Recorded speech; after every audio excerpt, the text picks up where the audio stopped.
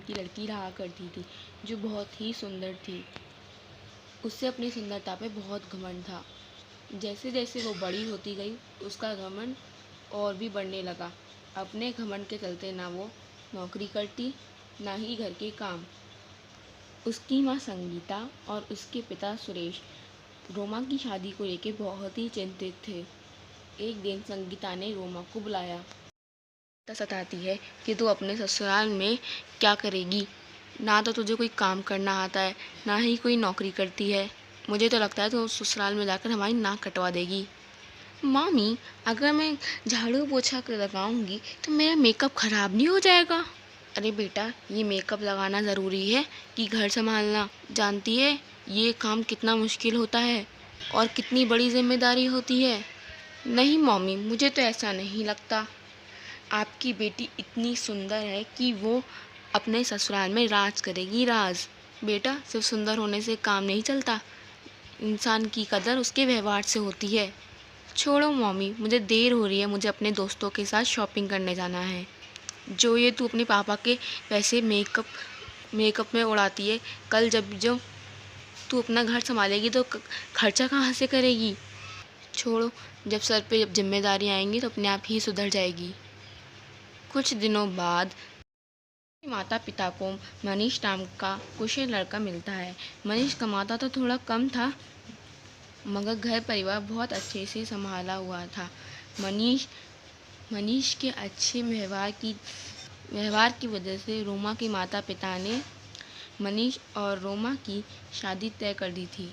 मनीष के घर में मनीष की माँ कांता और उसके बड़े भाई विनोद की पत्नी शिवन्या उसी घर में रहा करती थी। लेकिन उसके बड़े भाई को काम के सिलसिले में कहीं बाहर जाना पड़ा था। वो अपने सास के साथ ही रहा करती थी और रोमा की शादी हो जाती है। कुछ दिन तो मनीष की माँ मनीष के लिए इतनी सुंदर लड़की पाकर बहुत खुश थी। लेकिन रोमा का घमंडीपन उसके सामने आने लगता है।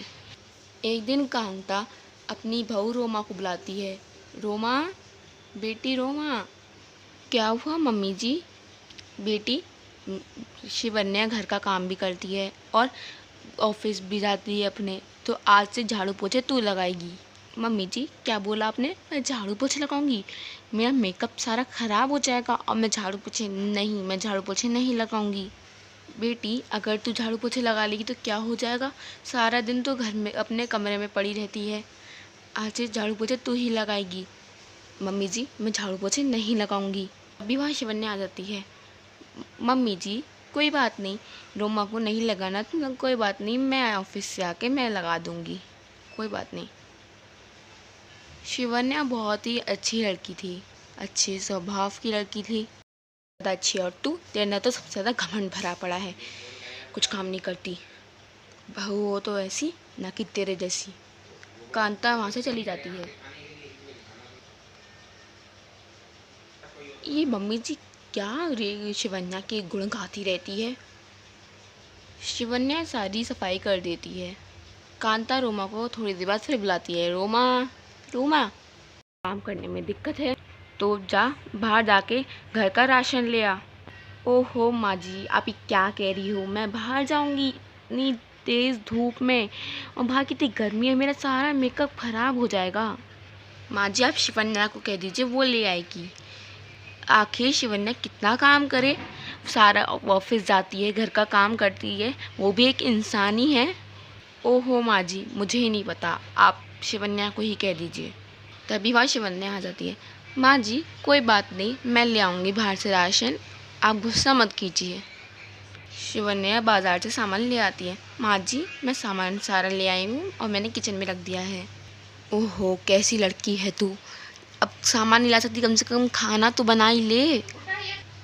क्या माँ जी, मैं खाना बनाऊँ गैस के सामने? मेरा सारा मेकअप ख़राब हो जाएगा और मेरी स्किन भी ख़राब हो जाएगी। तेरी स्किन ख़राब हो जाएगी? शिवन्या सब काम करती है, उसकी स्किन ख़राब नहीं होगी, उसका मेकअप ख़राब नहीं होगा? उसका मेकअप तो क्या ख़राब होगा, वो तो मेकअप लगाती ही नहीं है। तू तो सिर्फ मेकअप की बनी हुई है, मेकअप की कोई सुंदर नहीं है तू।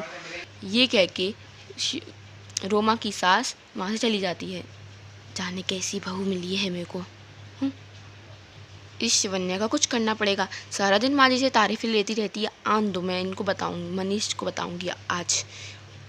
थोड़ी देर बाद मनीष घर आता है और रोमा उसकी सास की बुराइयां करने लगती है।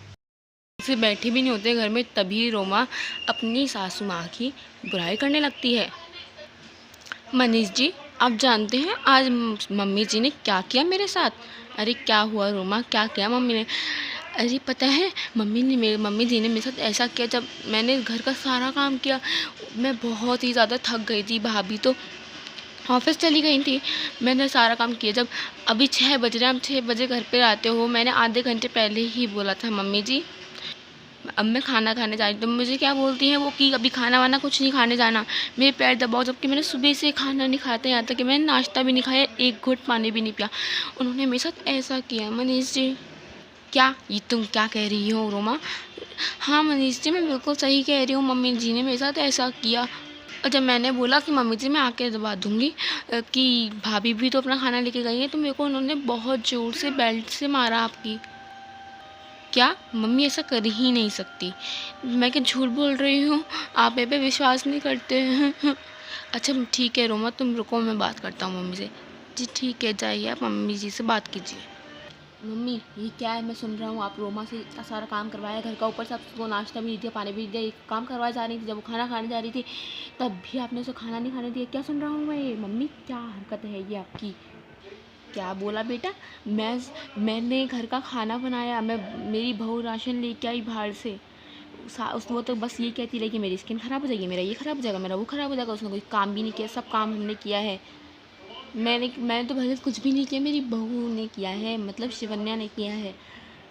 हाँ हाँ मम्मी, मुझे सब पता है आपने क्या किया क्या नहीं किया। अब मैं इस घर में नहीं रहूँगा, जिस घर में मेरी बीवी की इज़्ज़त नहीं होगी उस घर में मैं नहीं रहूँगा। मैं ये घर छोड़ कर जा रहा हूँ। क्या बोला तू? अपनी बीवी के लिए अपनी माँ को छोड़ के जाएगा, जबकि मैंने कुछ किया भी नहीं है ऐसा। माँ, मेरी बीवी की इज्जत जहाँ नहीं होगी माँ, मैं नहीं रहूँगा। आप झूठ मत बोला करो। चलो रोमा, हम ये घर छोड़ के जा रहे हैं, बहुत हो गया तुमने सहा जो, चलो यहाँ से। अरे वाह रोमा, तूने क्या आग लगाई है इन माँ बेटों के बीच में। मुझसे उल्टा सीधा बोल रही थी ना ये बुढ़िया, अब मज़ा आया मेरे को तो। बड़ी आई पागल कहीं की। रोमा तुमने कुछ कहा क्या? नहीं नहीं मनीष जी, चलिए चलते हैं। हाँ हाँ चलो। मनीष और रोमा वो घर छोड़ के चले जाते हैं। कुछ महीनों बाद। रोमा, अगर मैं तुम्हारी बात ना मानता तो मैं फ़ायदे में जाता। आज मेरे पास कुछ खाने के लिए नहीं है और तुम्हारे चक्कर में बात मान के मैं घर छोड़ दिया। जी मुझे माफ़ कर दीजिए मनीष जी, मैंने झूठ बोला था कि मम्मी जी ने उस दिन मुझसे काम करवाया था, बल्कि मैं तो सारा दिन अपने कमरे में बैठी थी और मोबाइल चला रही थी। मुझे माफ़ कर दीजिए मनीष जी। क्या बोली बोला ना आपने तुमने कि तुमने झूठ बोला था, मेरी माँ के बारे में तुमने भड़काया मुझे? तुम्हें ये सब करते हुए शर्म नहीं आई? मनीष जी प्लीज़ मुझे माफ़ कर दीजिए, मैं जाऊँगी माँ जी से, मैं माफ़ी मांगूंगी, आपको मांगने की ज़रूरत नहीं है। अच्छा ठीक है, चलो हम चलते हैं।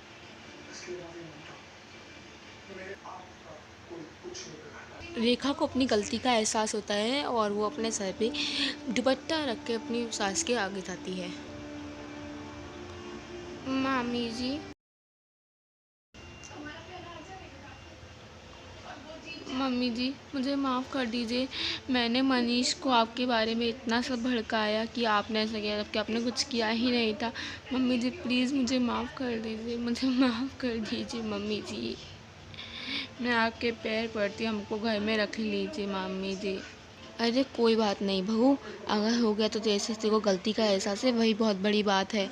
चल कोई बात नहीं, तुम हमारे घर में रह सकते हो। वो सब खुशी खुशी रहने लगते हैं। सो दोस्तों, ये कहानी से हमें ये सीख मिलती है कि हमें अपनी सुंदरता पे कभी घमंड नहीं करना चाहिए। सो दोस्तों, अगर ये कहानी आपको पसंद आई हो तो इस वीडियो को लाइक कीजिए, कमेंट कीजिए, शेयर कीजिए अपने फ्रेंड के साथ। अगर हमारे चैनल पे न्यू हो तो हमारे चैनल को सब्सक्राइब कर लीजिए। मिलते हैं नेक्स्ट वीडियो के साथ, तब तक के लिए बाय बाय।